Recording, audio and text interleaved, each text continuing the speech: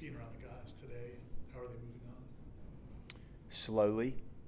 We had a function with the American Legion support group in the Kiwanis, and that was nice. And then, in the backdrop behind one of the speakers was the end of the game playing on ESPN. So it's in your face here. Everything that happens here is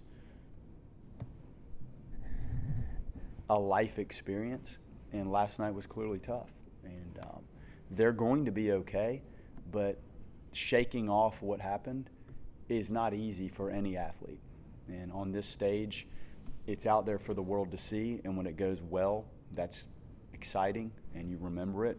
And when it doesn't go your way, you clearly have to absorb and handle those wounds. And they were tough and deep last night when you feel like you are on the verge of positioning yourself to do what we came here to do, and now you're backed into a corner a little bit. It can still be done, but the last 20 minutes of that were very difficult.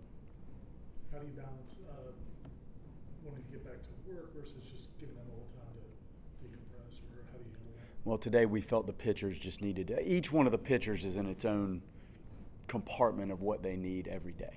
So we let them go out and stretch and do their throwing.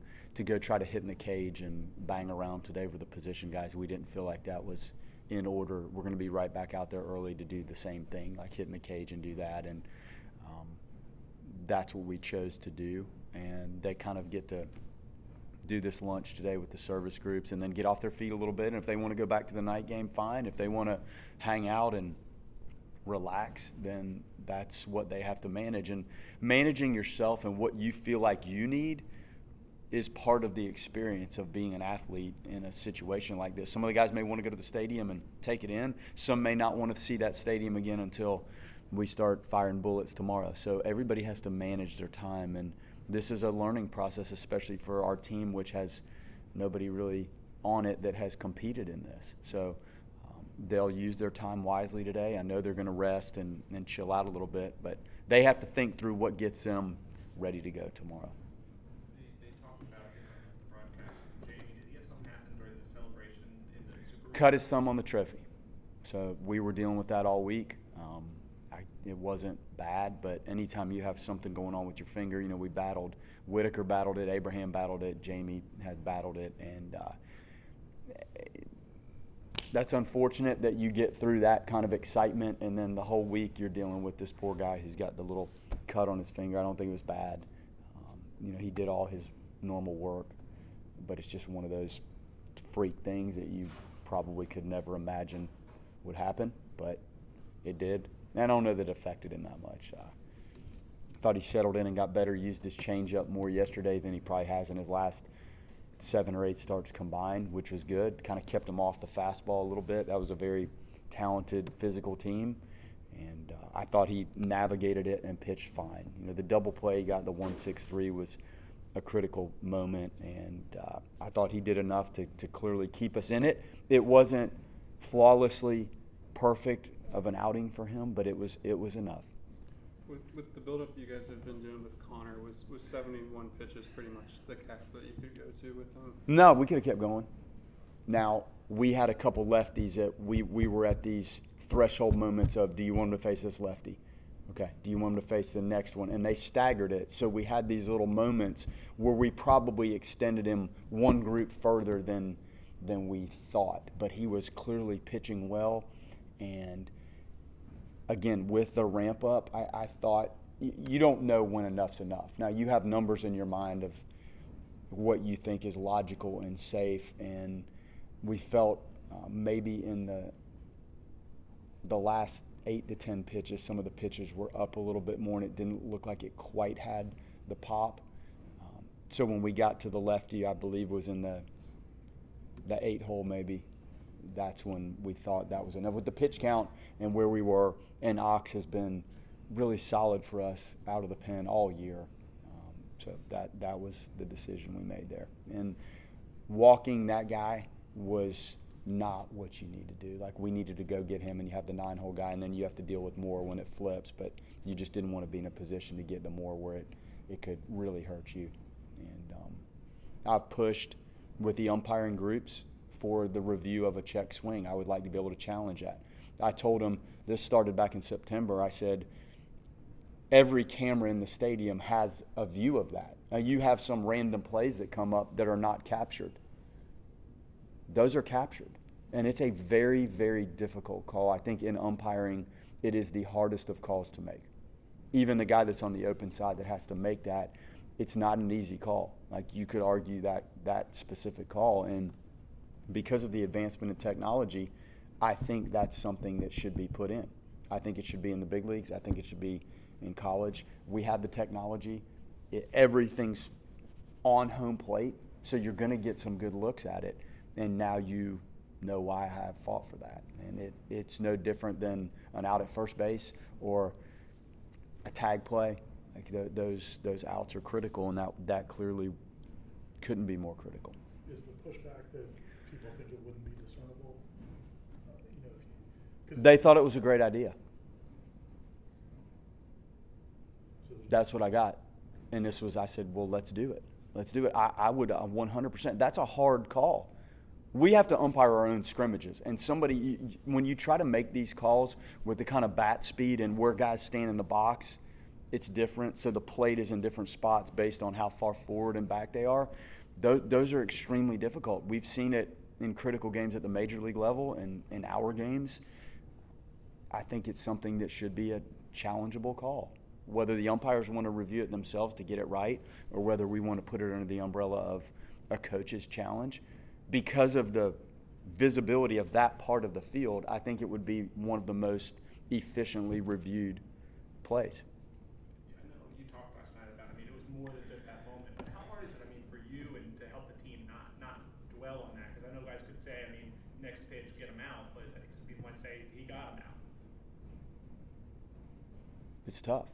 You remember how the game ended far more than you remember how the game started. There were plays that we needed to make that would have changed the course of Jamie's start, the back end of the game, and we didn't.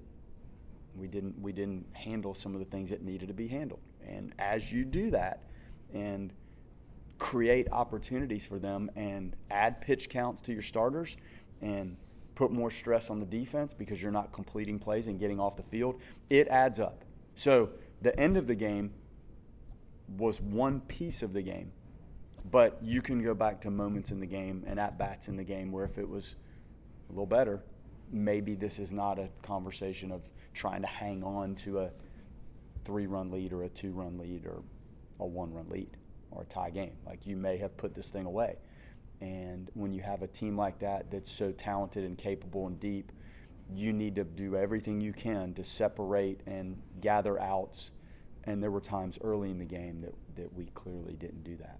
So they have to learn. And these moments here are in your face and more impactful than anything else that can happen to you as a baseball player at this age. There's nothing else that compares to it. So having to relive that and learn from it is the hardest lesson you'll ever deal with in college baseball.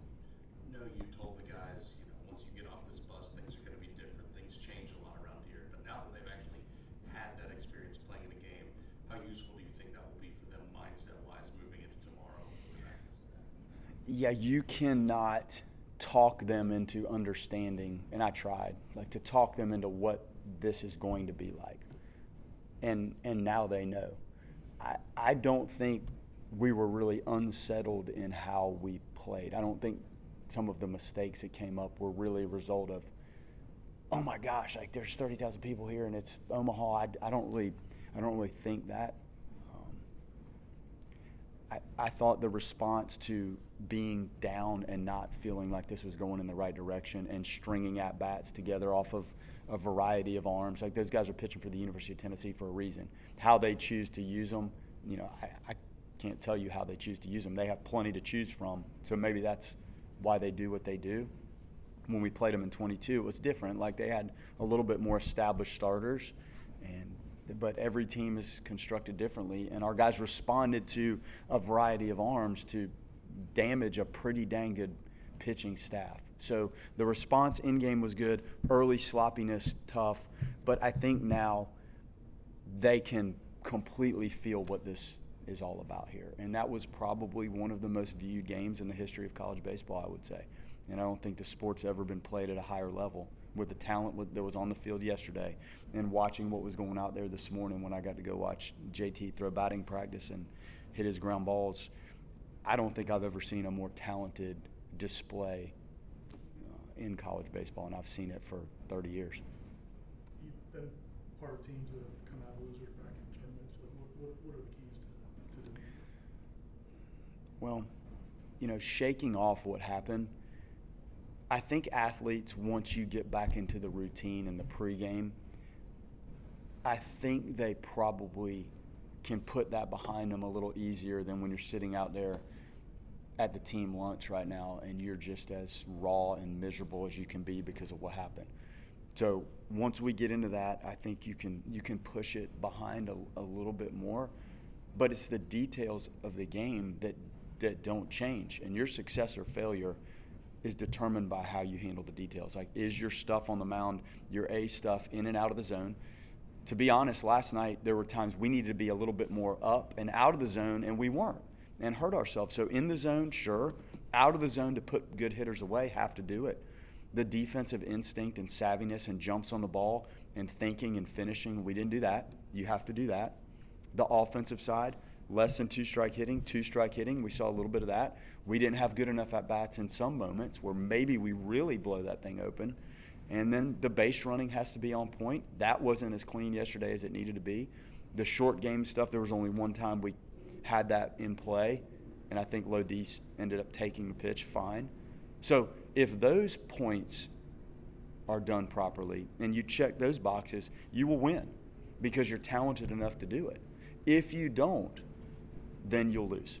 So unless something so freak happens that it's one of those crazy, crazy games where you overcome a malfunction or you play brilliant baseball and happen to not win the game. But most of the time it equates to the result being a reflection of how you take care of those details. Once you get into the routine of the day, I think the guys build back towards taking care of that more than really how they feel right now.